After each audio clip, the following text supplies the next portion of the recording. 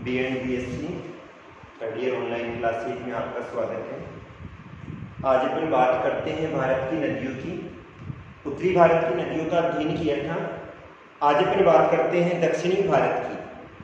दक्षिणी भारत की नदियाँ भी कहा जाता है और प्रायद्वीपीय भारत की नदियाँ भी कहा जाता है।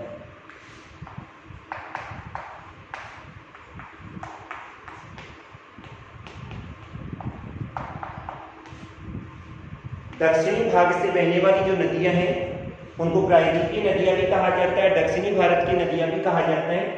दक्षिणी भाग का अध्ययन करें तो दक्षिणी भाग में हिंद महासागर की स्थिति पाई जाती है। नीचे वाले भाग में अपना हिंद महासागर का भाग आ जाएगा। दक्षिणी भारत या प्रायद्वीपीय भारत की नदियों को दो भागों में बांटा जाता है। एक तो वे नदियां आती है जो कि अपना जल कहाँ लेकर जाती है, अरब सागर में, और एक वे नदी आती है जो कि अपना जल कहाँ लेकर जाती है, बंगाल की खाड़ी में लेकर जाती है। वे नदियां जो कि अपना जल अरब सागर में लेकर जाती है, अरब सागर में प्रवाहित नदियां कहलाती है। और वे नदियां जो कि अपना जल कहाँ लेकर जाती है, बंगाल की खाड़ी में लेकर जाती है, बंगाल की खाड़ी में प्रवाहित नदियां कहलाती है। अब इन नदियों का अध्ययन करें तो बीच वाले क्षेत्र में दक्षिण का पठारी क्षेत्र पाए जाते हैं, और दक्षिण का पठारी क्षेत्र जो कि किस आकार में फैला हुआ है, त्रिभुज के आकार में फैला हुआ है। अर्थात इसका जो आकार पाया जाता है यहाँ से त्रिभुज के समान पाए जाते हैं। इसका आधार उत्तर की ओर पाया जाता है, शीर्ष कहाँ पर पाए जाते हैं, नीचे की ओर पाया जाता है। इस क्षेत्र का अध्ययन करें तो यहाँ पर जो ढाल प्रवणता है उसमें कुछ नदियां तो उत्तरी भारत की ओर चली जाती है और कुछ नदियां अरब सागर में आ जाती है, कुछ नदियां कहाँ पर आ जाती है, बंगाल की खाड़ी में आ जाती है। बंगाल की खाड़ी में जल गिराने वाली नदियों में सबसे पहली जो नदी आती है, मुख्य नदी, वो नदी है गोदावरी नदी। यानी बंगाल की खाड़ी में जल गिराने वाली नदियों में गोदावरी आती है, महानदी आती है, कृष्णा आती है, पेनार आती है, कावेरी आती है। कौन कौन सी है? गोदावरी है, महानदी है, दामोदर आती है, कृष्णा आती है और पेनार आती है। इन नदियों का अगर अध्ययन करेंगे तो इनमें सबसे मुख्य नदी कौन सी है? गोदावरी नदी। गोदावरी नदी जो कि प्रायद्वीपीय भारत की सबसे बड़ी नदी है। गोदावरी नदी जिसको प्रायद्वीपीय भारत की सबसे बड़ी नदी कहा जाता है। और भारत का अध्ययन करें तो भारत में गंगा के बाद में दूसरी सबसे बड़ी नदी कौन सी है? गोदावरी नदी है। गोदावरी नदी जो कि प्रायद्वीपीय भारत की सबसे बड़ी नदी है और गंगा के बाद में दूसरी सबसे बड़ी नदी है। कहां से प्रारंभ होती है? ये वाली नदी महाराष्ट्र के नासिक जो जिला है उससे 60 किलोमीटर दूर त्रेबंग गांव से प्रारंभ होती है। गोदावरी नदी का जो उद्गम स्थान है महाराष्ट्र के नासिक से कितने किलोमीटर दूर? 60 किलोमीटर दूर त्रेबंग गांव से निकलती है। इसके बाद में ये नदी क्या करती है, अपनी जो सहायक नदियां हैं, इसकी सहायक नदियां कौन कौन सी हैं? इसकी सहायक नदियां वेनगंगा है, मंजरी है और पेनगंगा। इनका जल लेकर पहले आंध्र प्रदेश में बहती है, यहां से बहने के बाद में आंध्र प्रदेश में आएगी और आंध्र प्रदेश के बाद में अपना जल कहाँ गिराती है? बंगाल की खाड़ी में गिराती है। गोदावरी नदी जो कि उत्तरी भारत यानी संपूर्ण भारत का अध्ययन करें तो संपूर्ण भारत में गंगा के बाद में दूसरा स्थान आता है और प्रायद्वीपीय भारत की सबसे बड़ी नदी है। कहां से निकलती है? महाराष्ट्र के नासिक के त्रेबंग गांव से निकलती है। इसके बाद में अपनी सहायक नदियां वेनगंगा इनका जल लेकर लास्ट में अपने जल को आंध्र प्रदेश में बहती हुई कहां गिराती है? बंगाल की खाड़ी में गिराती है। इसके बाद में आती है महानदी। महानदी का अध्ययन करें तो महानदी का जो प्रारंभिक रूप है वो दो नदियां आती है। दो नदी कौन कौन सी है? एक तरफ से कोयल नदी आती है और दूसरी तरफ से शंख नदी आती है। अपन महानदी की बात कर रहे हैं। महानदी दो नदियों का सम्मिलित रूप है। एक तरफ से कोयल आती है और एक तरफ से शंख नदी आती है, जो कहां से निकलती है? छत्तीसगढ़ के रायपुर जिला। कौन सा? छत्तीसगढ़ के रायपुर जिले के सिहावा गांव के समीप से निकलती है। महानदी जो कि छत्तीसगढ़ के रायपुर जिले के सिहावा गांव से निकलती है। दो नदियों का सम्मिलित रूप है। कौन कौन सी? कोयल और संघ नदियों का सम्मिलित रूप है। अब सिहावा के पास से निकलने के बाद में ये छत्तीसगढ़, मध्य प्रदेश और आंध्र प्रदेश कहाँ बहती है? पहले छत्तीसगढ़, मध्य प्रदेश और उसके बाद में आंध्र प्रदेश में जल लेकर उड़ीसा में डेल्टा का निर्माण करती है। जब ये वाली नदी उड़ीसा में डेल्टा का निर्माण करती है, उसके बाद में इसमें ब्राह्मणी और बालासोर के समीप में वैतरणी नदियां मिल जाती है। इधर ब्राह्मणी मिल जाएगी और इधर वाले भाग से वैतरणी नदी मिल जाएगी और लास्ट में अपने जल को कहाँ गिराती है? बंगाल की खाड़ी में। सबसे पहले कहां से निकलती है महानदी? ये वाली नदी कोयल तथा संघ नदियों का सम्मिलित रूप है। छत्तीसगढ़ के रायपुर जिले के सिहावा गांव से निकलती है, उसके बाद में छत्तीसगढ़, मध्य प्रदेश और आंध्र प्रदेश में बहती है। यहां से बहने के बाद में उड़ीसा में डेल्टा का निर्माण करती है और उड़ीसा में डेल्टा का निर्माण करने के बाद में इसकी सहायक नदियों का जल लेकर लास्ट में बंगाल की खाड़ी में अपने जल को गिरा देती है। इसके बाद में आती है कृष्णा। दूसरी बात करते हैं पर कृष्णा नदी। पहली तो प्रायद्वीपीय भारत की सबसे बड़ी नदी कौन सी हो गई? गोदावरी नदी। और गोदावरी के बाद में जो स्थान आता है वो कौन सी नदी का आता है? कृष्णा नदी का आता है। प्रायद्वीपीय भारत की सबसे बड़ी नदी का अध्ययन करें तो पहला स्थान तो गोदावरी नदी का आता है और दूसरा स्थान किसका आता है? कृष्णा नदी का आता है। कृष्णा नदी कहां से निकलती है? कृष्णा नदी महाबलेश्वर से निकलती है। कहां से निकलती है? महाबलेश्वर से निकलती है और महाबलेश्वर से निकलने के बाद में अपनी मुख्य सहायक नदियां कोरना है, येरला है, वरना, पंचगंगा, दूधगंगा, घाटप्रभा, मालप्रभा, हिमा, तुंगभद्रा, इनका यहां से जल लेगी और जल लेने के बाद में ये वाली नदी कहां गिरती है? बंगाल की खाड़ी में अपने जल को गिराती है। इस नदी की लंबाई का अध्ययन करें तो कृष्णा नदी की जो लंबाई है वो 1400 किलोमीटर इसकी लंबाई है। अर्थात कृष्णा नदी जो कि प्रायद्वीपीय भारत की गोदावरी के बाद में दूसरी सबसे बड़ी नदी है, ये वाली नदी महाबलेश्वर से निकलती है और महाबलेश्वर से निकलने के बाद में अपनी सहायक नदियों का जल लेती हुई लास्ट में अपने जल को कहां गिराती है? बंगाल की खाड़ी में अपने जल को गिराती है। इसके बाद में आती है पेनार। पेनार नदी जिसको पिनकिनी नदी के नाम से भी जाना जाता है। पेनार नदी जिसको किस नाम से जाना जाता है? पिनकिनी नदी के नाम से भी जाना जाता है। ये वाली कर्नाटक के नंद दुर्ग पहाड़ियों से निकलती है।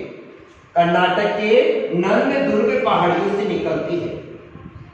अपने उद्गम स्थान यानी कर्नाटक के नंद दुर्ग पहाड़ियों से निकलने के बाद में ये वाली नदी पापागनी, चित्रावती नदियों का जल लेकर लास्ट में अपने जल को कहां गिराती है?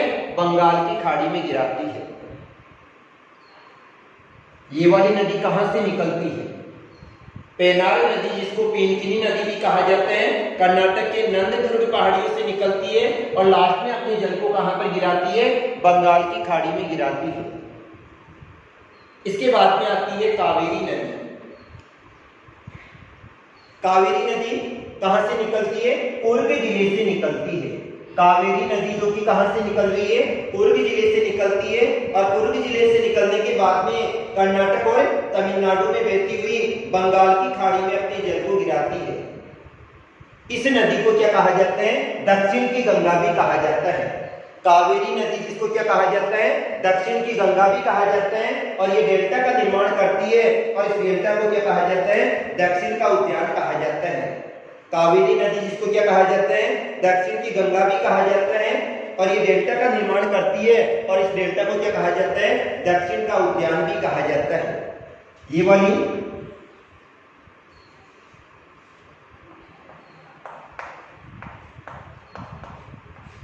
तो कावेरी नदी का जो उद्गम स्थान है वो कौन से स्थान से निकलती है?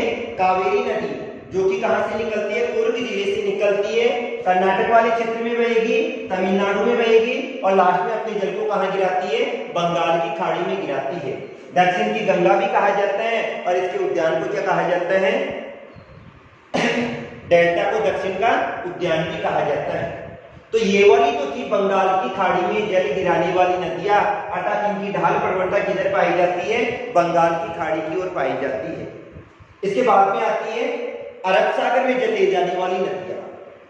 तो दक्षिण की यानी प्रायद्वीपीय भारत की अरब सागर की ओर जाने वाली जो नदियां हैं उनमें दो मुख्य नदियां आती हैं, एक माही है और दूसरी है नर्मदा।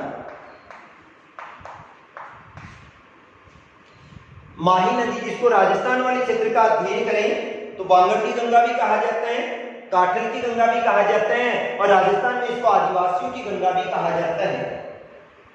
ये वाली नदी विंध्याचल के पश्चिम में महद झील से निकलती है और महद झील से निकलने के बाद में पहले गुजरात वाले क्षेत्र में बहेगी और गुजरात वाले क्षेत्र में बहने के बाद में अपने जल को कहां गिराती है? अरब सागर में गिराती है। माही नदी जो कि विंध्याचल के पश्चिम में अमजरा की महद झील से निकलती है, फिर गुजरात में बहती है और गुजरात में बहने के बाद में खंबात की खाड़ी में अपने जल को गिराती है, जो कि किसका भाग है? अरब सागर का भाग है। इसके बाद में आती है नर्मदा नदी। नर्मदा नदी जो कि कहां से निकलती है? अमरकंटक की पहाड़ियों से निकलती है। नर्मदा नदी जो कि कहां से निकल रही है? अमरकंटक की पहाड़ियों से निकलती है। फिर उसके बाद में जबलपुर के निकट कपिल धारा जलप्रपात का निर्माण करती है। नर्मदा नदी जो कि खुद के जलप्रपात का निर्माण करती है और इस जलप्रपात को क्या कहा जाता है? कपिल धारा भी कहा जाता है और धुआंधार जलप्रपात भी कहा जाता है। क्या कहते हैं? कपिल धारा भी कहा जाता है और धुआंधार जलप्रपात भी कहा जाता है। और उसका निर्माण करने के बाद में अपने जल को कहां गिरा देती है? अरब सागर में गिरा देती है। अब ये वाली तो थी भारत की प्रमुख नदियां। दो लेसन कंप्लीट हो गए। इसके बाद में आता है छोटा सा टॉपिक का इसी में, जल संरक्षण।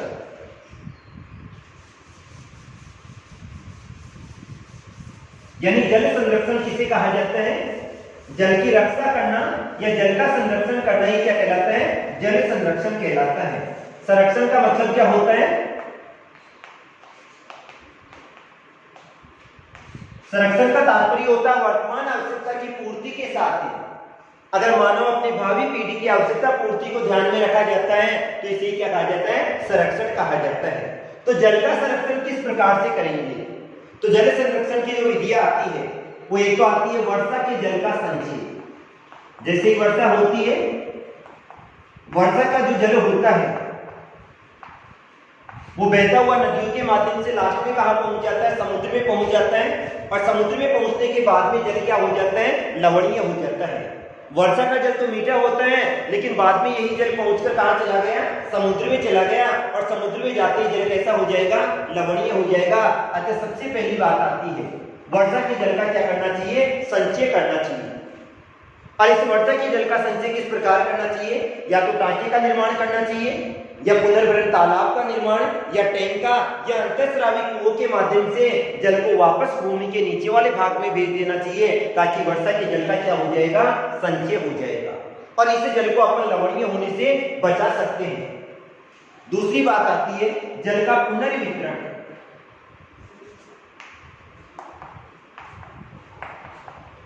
पुनर्वितरण का मतलब होता है जहां पर जल का जितना अंश पाया जाता है उसको उसी प्रकार से वापस वितरित कर देना चाहिए।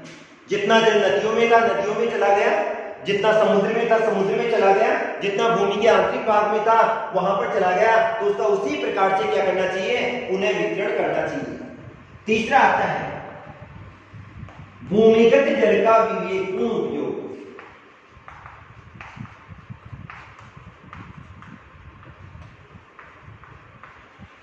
यानी भूमिगत जल कौन सा होगा? जो धरातल के आंतरिक भाग में पाया जाता है उसका विवेकपूर्ण उपयोग करना चाहिए, आवश्यकता के आधार पर उपयोग करना चाहिए। अर्थात जल का उपयोग हमेशा प्राथमिकता के आधार पर करना चाहिए। अगर जलीय संसाधन कम पाया जाता है तो सबसे पहले प्राथमिकता पेयजल हेतु देनी चाहिए, उसके बाद में सिंचाई हेतु देनी चाहिए, उद्योगों हेतु देनी चाहिए। तो भूमि के आंतरिक भाग में जो जल पाया जाता है उसका अगर अत्यधिक दोहन किया जाता है तो भूमिगत जल स्तर नीचे चला जाएगा। अतः भूमिगत जल का क्या होना चाहिए? विवेकपूर्ण उपयोग होना चाहिए। इसके बाद में आती है प्राचीन जल संरक्षण की जो तकनीकी है, प्राचीन जल संरक्षण तकनीकी को अपनाना चाहिए। अर्थात प्राचीन काल का अध्ययन करते हैं तो प्राचीन काल में जो जल का संरक्षण किया जाता था वो बावड़ी को या टापू में किया जाता था, तो उनका पुनः उद्धार करना चाहिए, जिसके कारण से वहां पे जल को इकट्ठा किया जा सके। और कौन सी उपाय अपनानी चाहिए? जल संभर प्रबंधन को अपनाना चाहिए। जल संभर प्रबंधन का मतलब होता है जल का विवेकपूर्ण उपयोग होना चाहिए, मितव्ययतापूर्ण उपयोग होना चाहिए, जिससे ये वाला जो संसाधन है, दुर्लभ संसाधन में लेते हैं, इसका लंबे समय तक उपयोग किया जा सके। तो ये थी जल संरक्षण तकनीकी। Okay, thank you.